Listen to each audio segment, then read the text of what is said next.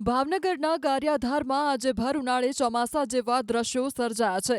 Palitana road પર પીવાના પાણીની મુખ્ય લાઇનમાં મોટું ભંગાણ પડ્યું। જોતજોતામાં હજારો લીટર શુદ્ધ પીવાનું પાણી રસ્તાઓ પર નદીની જેમ વહેવા લાગ્યું। હજારો લીટર પાણીનો વેડફાટ થતા લોકોમાં રોષ।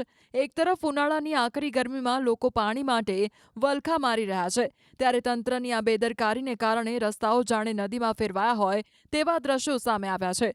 રસ્તાઓ જાણે નદીમાં ફેરવાયા હોય તેમ પાણીના પ્રવાહને કારણે ટ્રાફિક જામની સમસ્યા પણ ઊભી થઈ હતી। લોકોનો આરોપ છે કે નબળી ગુણવત્તાની પાઇપલાઇન વારંવાર તૂટે છે, પણ તંત્ર માત્ર થીગડા મારીને સંતોષ માની લે છે। ઉનાળાની આકરી ગરમીમાં જ્યારે લોકો ટેન્કરોની રાહ જોઈ રહ્યા છે, ત્યારે આ રીતે પાણીનો બગાડ તંત્રની ઊંઘ ઉડાડવા માટે પૂરતો છે। જો વહેલી તકે આ પાઇપલાઇનનું કાયમી સોલ્યુશન નહીં આવે અને પાણીનો બગાડ અટકાવવામાં નહીં આવે તો આગામી દિવસોમાં જનતાનો આક્રોશ આંદોલનનું સ્વરૂપ ધારણ કરી શકે છે।